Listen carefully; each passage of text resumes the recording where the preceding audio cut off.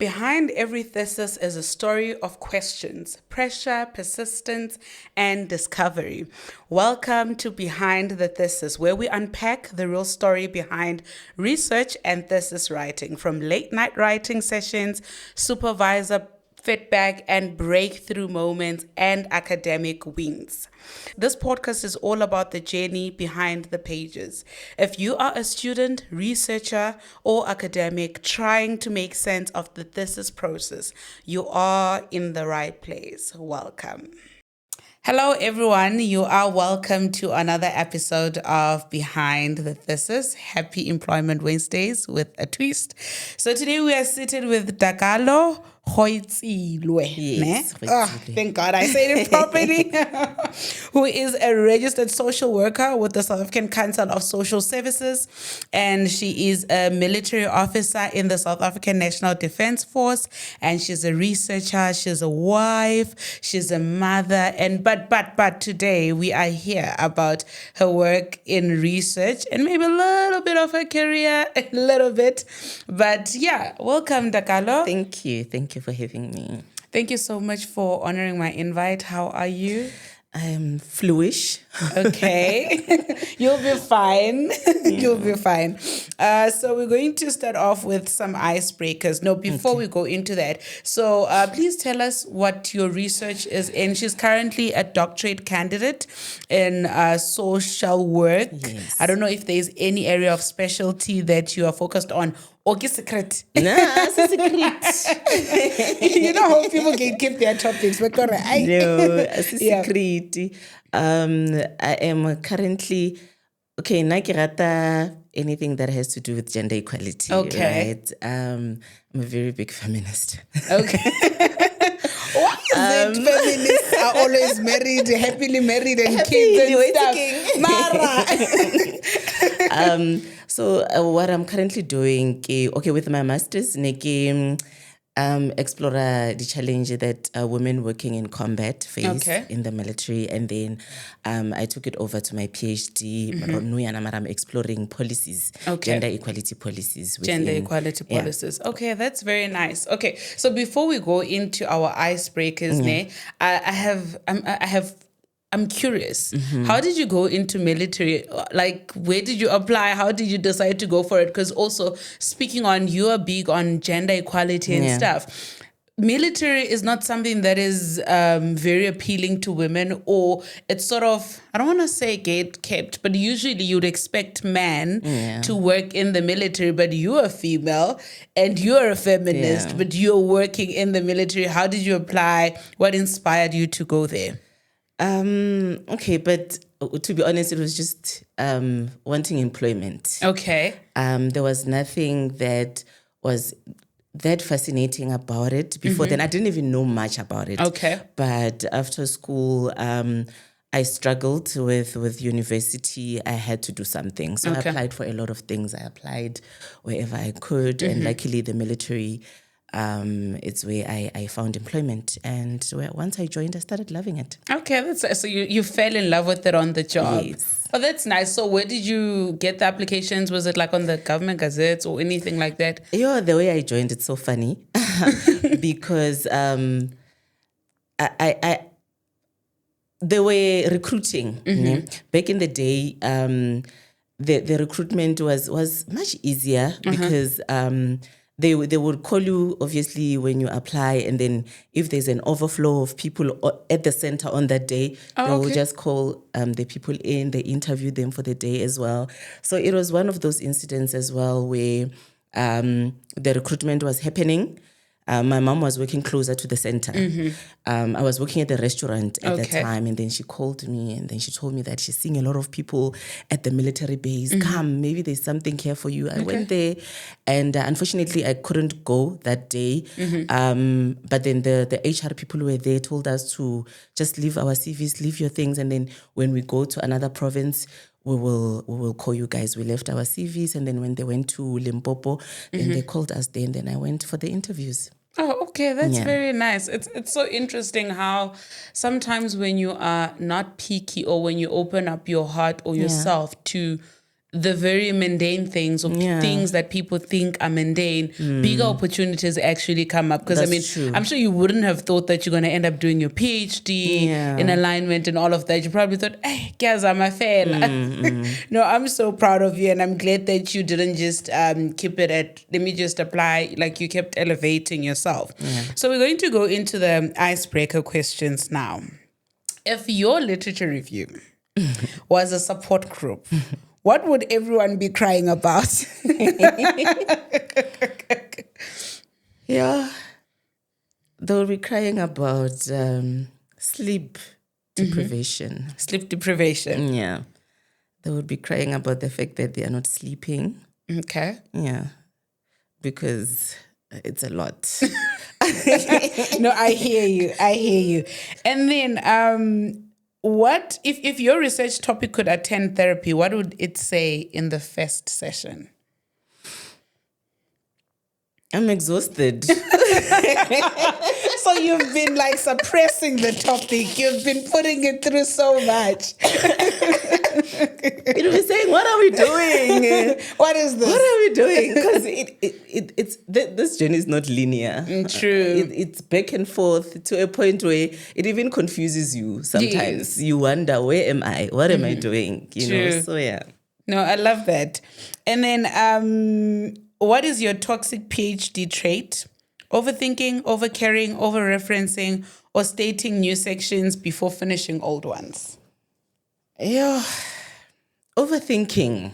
Okay. Yeah. You overthink it a lot, man. You, more than anything, you question yourself a lot. Okay.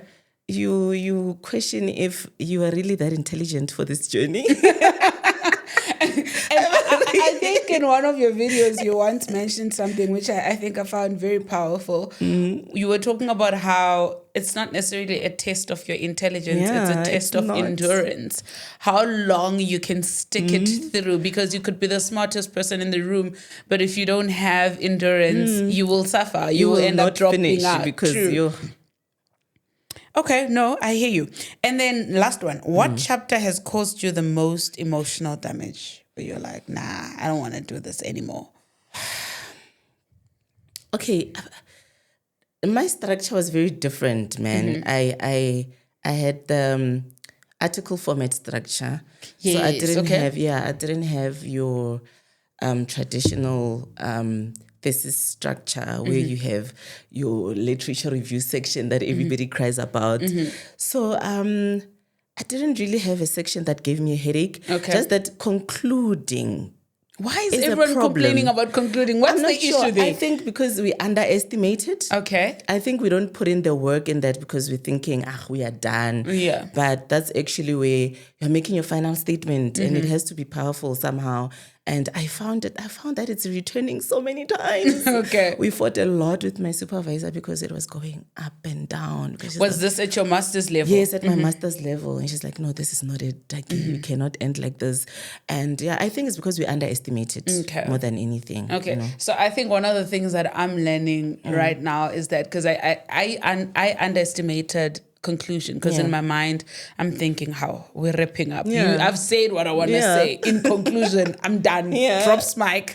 But it's clearly not that. So it's also very important that when you're at home, when you're doing your research, even think about your conclusion as you write along to say what is the end goal or what is the end picture. Because at the end of the day, it must tie up.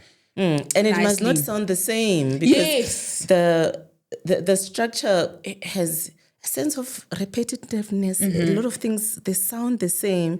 So when you get to that, it's so difficult to make it sound different, because what else am I going to say? What else could I say? Yeah, so it's very difficult to structure your conclusion, really, so that it sounds different. And that is so true. I want us to linger in the whole chat that you're talking about, how you used a different structure, the article route. How does that work? What happens? How many articles are you supposed to publish? And what informs that route? Why not the traditional route? When I got introduced to the journey, obviously when I had the conversation with my supervisor, she told me that in this university we have these different in the faculty. Let me just be specific. In the faculty. There's something that I omitted. You're from the University of Northwest, yes, ne? Okay, yes. Someone fresh, something new. You see, NW, the purple gang. Finally, you see, I'm representing everyone, guys. I'm very inclusive. Yes. So in the health science faculty, they do have the article structure. Okay. So in the masters, the requirement is 2 articles. Okay. And then in your PhD is 3 to 5. Okay. Yeah. So I had 2 articles in my my dissertation. It's chapter 1 and then chapter 2 is where you are gonna place your articles. Okay. And then you have your last chapter, and I had 4 chapters. Okay. Yeah. So then what informed you to choose that route as opposed to the traditional route? Is it like mandatory that you follow the article route? Why not? No, it was not really mandatory, but it worked best for us really because at the end of the day, the aim is also to publish. So it worked faster that way because you already have this ready-made articles that I'm going to submit to the journals and then I'm just going to publish them. Okay. Yeah. So also, if you're doing the article structure, do you publish as and when, or do you publish only after you've wrapped up, once the doctorate is confirmed or the master's is confirmed? It depends. It depends how fast you work. With me, I only published after I was done. Okay. So, but then what we did is that we requested from the university to not publish first because the articles are within the dissertation, to not publish it first before I submit my articles for publication to the journals, and then after that, then they can publish it. Okay. Yeah. So then what was the process like in terms of getting the articles published with a specific channel? Because now it has become a requirement. If you want to go into academia, you'd always realize that even as a junior, they expect you to have one published article. And now we're all like, oh my God, how do I publish? Where do I even start? What is the process like? Publishing is tedious. It's not nice. With the first article that we had, we waited the whole year just to be told that your topic does not align with the journal. The whole year of waiting. What? The whole year. And in between, it looked promising because we had feedback where they told us, no, it's going for the third. It went for the first review, second. It looked very promising. And then by the end of the year, they said, no, we can't. So I had to go back and look for another journal. So it's tedious. So now you submit your stuff to this particular journal, right? They take a year to let you know that you basically are not in alignment. Did they perhaps tell you the issues? What was wrong with the topic? It does not align with. They said there's nothing wrong with it. They love it. They everything is structured well. The article is strong, but the journal does not really speak about. And I think also because it's within the military, I think that can also be a bit of an obstacle. But I then found an article that is military essential. So it's within the military. So at least, you were able to submit there and it was approved? Not yet. I'm hoping. Oh, you're still waiting? Oh my God. So there's a lot of waiting that happens there. There's a lot of waiting and...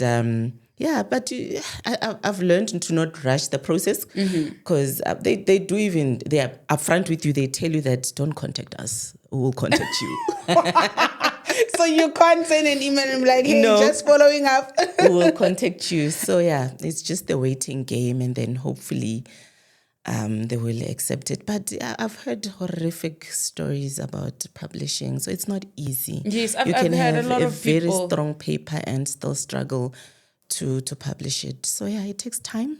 One of my friends in academia once said to me, the worst or one of the first painful rejections you will get is via publishers. Like journals will reject you even when you think you've done the best thing possible. But the other thing that you can do to redeem yourself is just submit to other journals. Yes. Because what one journal doesn't want, another journal will appreciate. So don't be like, oh my God, this journal didn't approve me, and then that's it. No, I hear that. So, okay, how did you mentioned earlier on that you're very passionate about gender equality. Yeah. Where did that stem from? Is it a topic you carried from your honors year into your master's year and all the way into your PhD? Not really. From my honors, no. Okay. Because with the honors, it was very structured. They chose the topics for you. They already had topics that you could pick from. Okay. So it was very structured. But when I did my master's... Sorry, before you move on to the master's part, I want us to linger there at your honors level. Yeah. This is your honors in social work. Yes. So they give you specific topics that you can choose from. Yeah. What happens if there's a topic none of the topics are enticing? I'm not sure about that option really, because I'm not sure. I never explored that. So I don't know if were we allowed at the time to choose a different topic from what they had. I'm not quite sure. I did my undergrad at UNISA. Okay. Yeah. So yeah, they had topics that they chose for us. But then with my master's,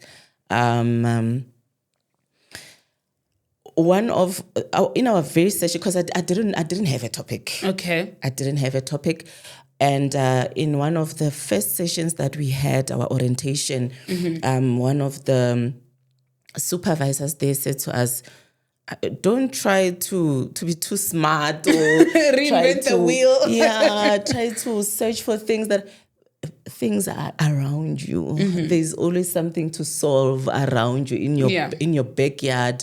Don't go too far and trying to just be wide or big or too complicated. Just search for whatever it is that is around you. There's always a problem to solve, especially in social work. You know, what is it that you want to make a change? What area do you think that you can contribute into, whether small or big, around you? And for me, it was a no-brainer. Okay. You know, as a woman in combat in the military, it was just a no-brainer. It's like, you know what, this is what I want to explore. This is the area that I think I can contribute something. Okay. So that's when I then chose to explore that area. Okay. And how was you mentioned that your honors year was quite structured. Yeah. Does this mean it wasn't the article route, it was the normal research route? It was not long. It was not even that long because we just did the proposal. We didn't do the actual research. Really? Yes. So you submitted a proposal? Yeah, we didn't do the actual mini dissertation. No, we didn't do that. We did it theoretically. Okay. Yeah, we just wrote about it, but we didn't submit an actual research paper. Yeah. Okay. So now you start writing with you obviously in your master's, right? You have to start with your proposal. Yeah. How was the process like in submitting your proposal? Did you enjoy writing your proposal? What challenges did you encounter? The proposal, in the beginning, it was exciting. It was very exciting because I'm exploring this area that I love so much, and I'm discovering things that I'm so new. I've been in this environment for so long, but there's so much that I didn't know that when I started reading, I'm discovering, and then the methodology part, when we got there, I was certain on what I wanted to do, right? And everything was good. But then months after, my supervisor then introduces this new thing. What was this new thing? And she says to me, we are not going to only focus on one method. You cannot only do the focused groups, because I wanted to do focus groups. You're not only going to do that, you are going to do rapid reviews. I'm sitting there. What is rapid review? Okay. Now I'm also wondering, right? So I think maybe before you go into that, please share with us alternatives of research methodologies within the social work space. Because like I've never had the methodologies that you're talking about at all. It was also the first time, and I had to go and search what is rapid. There were different types of reviews. She actually just said reviews. Okay. You will choose which review you want to do. Okay. And then I had to go and read. And what made me upset was that, why didn't you communicate this from the beginning? On time, yes. Like, why are we doing this now? Like, I felt so demoralized. I felt like she's holding me back. I didn't understand at the time. Yeah. But after doing them, I understood why. It's similar to your normal literature review, but it's more structured. Okay. Because you have to have clear steps of how you which databases you used to get your literature, how many were they, your inclusion and your exclusion criteria, how did you include them, based on what did you include those specific articles, and when you scan them, what did you look for? Like, it has to be structured. It's literature review, but it's very structured, very detailed. So it helped me a lot because it gave me a background of what is already there, more than what I had initially explored. Yeah. You know, so it gave me a foundation when I now had to go and do my interviews. I already knew what women in other militaries in other countries are already facing. Okay. I already knew what other researchers have already explored the methods that they used when they were interviewing the women that they were interviewing. So yeah, there was already so much that I can work with, and in a way, it also had a comparative lens, because I could compare what is happening in the military in Canada, what is happening to the women in US, what is happening to the women in Australia. Okay. You know, so yeah, it helped me, but I didn't. It bored me so much. So that's the phase in my writing the proposal that like pulled me back a bit, but also doing research in the military. You don't just do research. You have to get approval. So the process of getting the approval is also long. Also because the military has a very hierarchical structure, obviously. And when you submit your requests, they go from office to office until it has to go to defense intelligence, and then they read your proposal. If it's something that does not contain any information that is not supposed to be out there, then they give you a clearance, then you can now conduct your research. So you just don't decide that you want to do research within the military. You have to get approval. So getting the approval was a bit confusing as well, because the university also required approval from the institution. The institution also required approval from the organization also wanted one from the university. Oh, okay. So they need approvals from each other. Yes. So now I had to submit at the university. Then they just said, okay, no, it's fine. We will give you. It's not an approval, but use this. It's provisional. To acquire from the military. Okay. Then when I acquired from the military, then I got my ethical approval. So, getting approvals and. So I also want us to link there. If there's an Yvonne out there who says, I want to do research in the military, and briefly and summarily, what steps to follow? What's the first thing that person needs to do?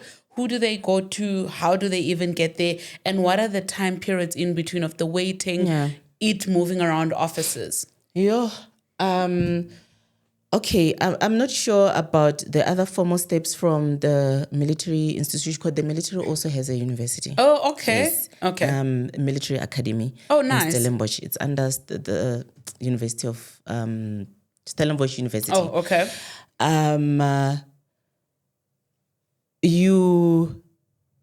How I did it was I obviously came up with my topic. Yeah. But wherever I want to collect the data, I have to start there. Okay. So the immediate unit that I wanted to go and do my focus groups, I went to three units. So I had to go there, speak to the officer commandings of those specific units. They agree. If they agree, then go to the higher HQ and then ask them. If they agree, go to another HQ. Okay. If they agree, then that's when you can submit to Defense Intelligence. Okay. And then they also peruse, because they have a lot of submissions. A lot of people require this approval. So it depends on their workload. Oh, okay. It took, I think, 4 months. 4 months for you to officially get the More approval. or less 4 months for me to get the approval. That's not so bad. it's not long.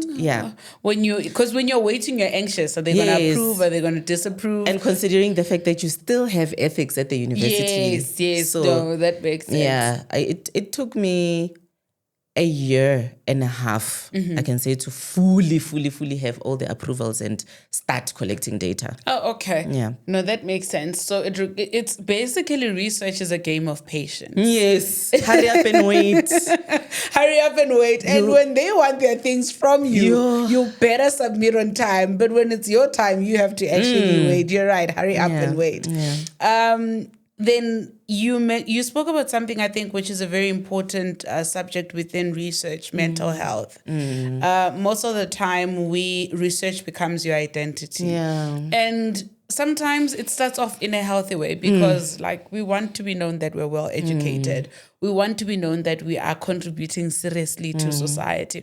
But now it becomes a bit problematic when that's the only thing that you're locked into. What are some of the things that you've learned throughout as you do your research in order for you to manage your time, in order for you to help yourself become sane? What are your coping mechanisms? How do you balance? Rest. And my supervisor is actually the one that taught me this. I love that woman so much. She would always, after I submit something, she would say, please rest. Okay. Take a week away from your laptop. Rest. So rest is the only thing that I feel you need to detach at some point. Okay. You cannot, there is no way. You literally get to a point where you dream about these things. Yeah. Everything everywhere you go, all you see is these things, and it gets so unhealthy. I remember there was a time I detached so much from everything, from my husband, from my kids, from my reality was my dissertation, and it's not healthy. It's not healthy at all. You need to rest. You need to have a time when you tell yourself, I am not. Do away with the guilt. I know you feel very guilty. A day of not opening your laptop, you feel like you've missed so much, which is true. You do miss a lot, but is it with your mental health? Absolutely it's not. It is not. But because academia is very, there's a lot of competition also, and it becomes so unhealthy sometimes. You know? And because one thing that I've also realized is that the more you read, seems like it's the more you realize how much you don't know. Yes. So it frustrates you so much that there's still so much I don't know. Yes. So it wants you to push even more.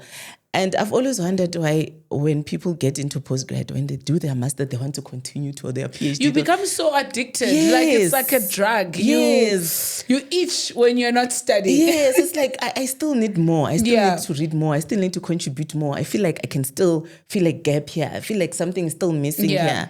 So there's a lot of competition, and it can consume you. It can consume you.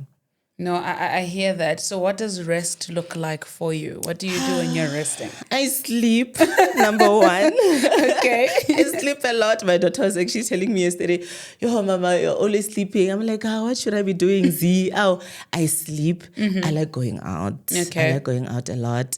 I made solo date a tradition. Okay. I take my solo dates, I go alone, I sit somewhere without the laptop. Yes, you just sit by yourself. Yes, sit by myself, have a drink, I used to read books, but then I stopped. Research messes with your reading capabilities. It does. Because you want to be technical about everything. Like,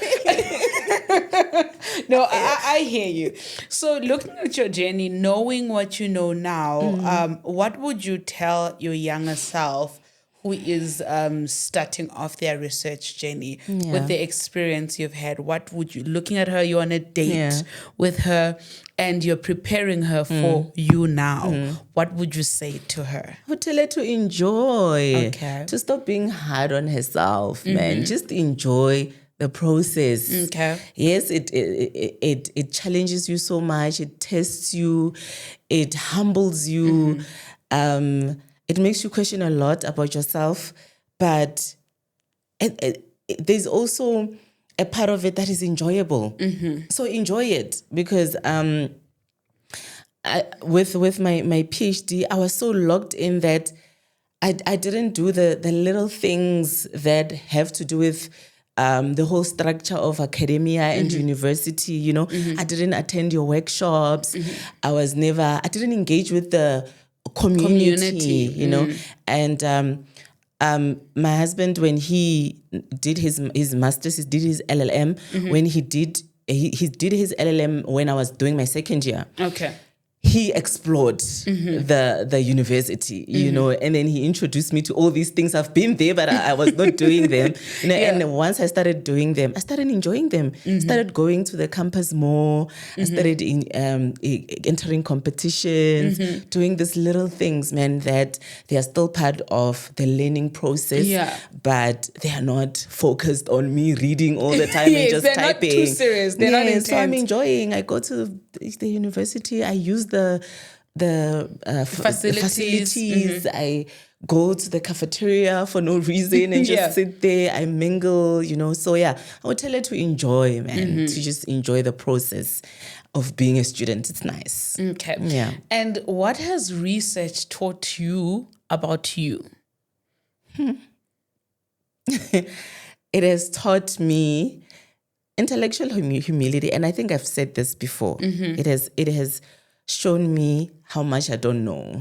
You know, it has also shown me that there's not only one truth to something, man. There's Two truths can coexist. Yes, there's research is it's like you're entering a conversation that was there long before you were there, you know. And in this conversation, you discover a lot of things that you do not know. But the beauty of it also is that you also contribute some of the things that you are now discovering. And that's the part that I love that. You speak about contribution, right? So we can't contribute without identifying gaps. There's something very interesting, and I think a little bit, a big bunch may not agree with you, right? You mentioned that it's not necessarily that every topic must not have been written on.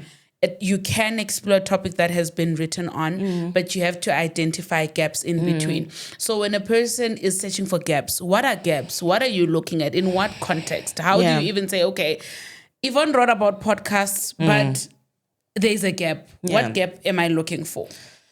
You are looking for gaps in the sense that what has not been done. It can be your methods. Okay. I can be exploring, let's say, challenges that university students are having. Maybe somebody who did it before used your normal interviews, and then maybe you are coming with a different method. Maybe you're going to do focus groups instead. Okay. You can be looking for a gap in but I think the method, for me, the method is one that carries more weight more than anything, you know. Also the theories, you can use a different theory that maybe another researcher didn't use. Because I don't think that there is really that one topic that has never been explored. True. There's nothing new under the sun. But There's nothing. Your PhD was written in 2010.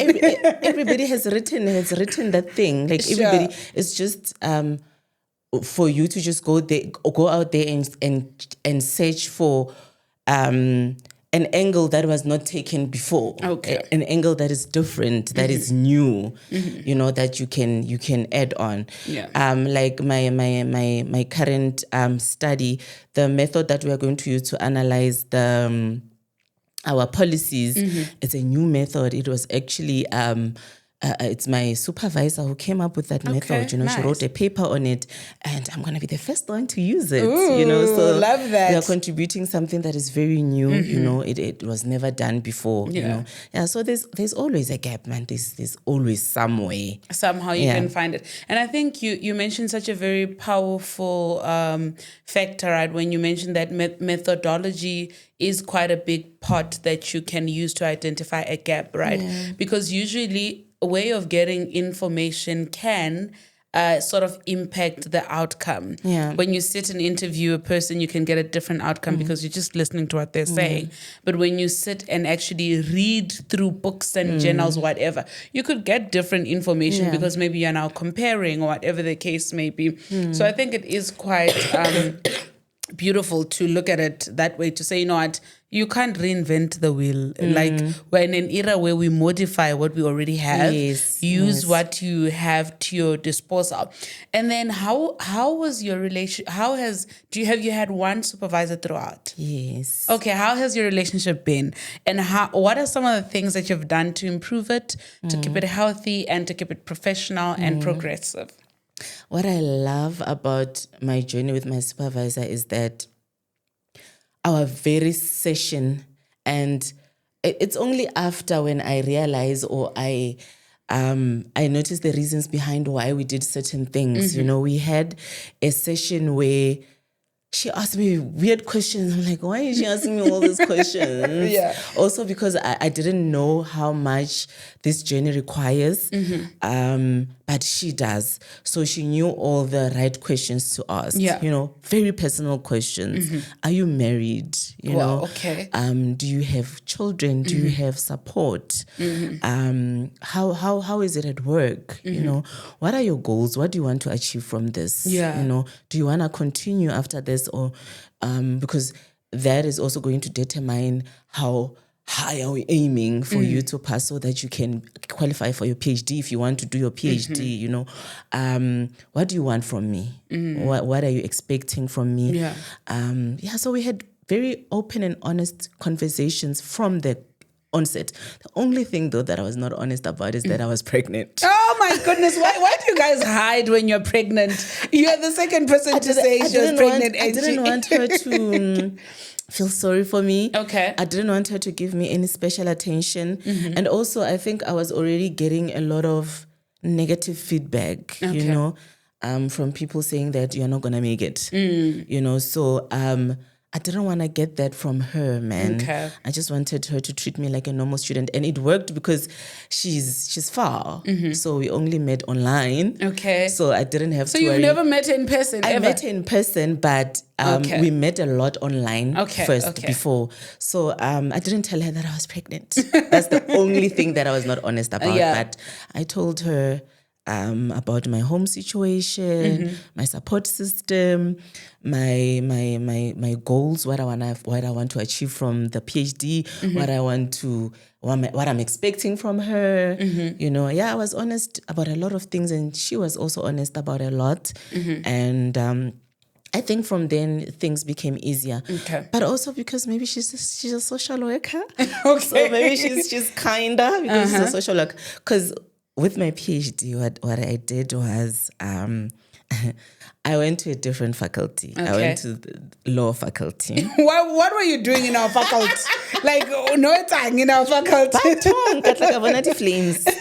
So because my research is very policy heavy, man. It's very legal heavy. So I saw it fit there. Okay. So I went to doctors of laws in law and development. Okay. You don't need a legal background Mm-hmm. to do that. And I was excited. My husband is doing his LLD. I'm also in the same faculty as him.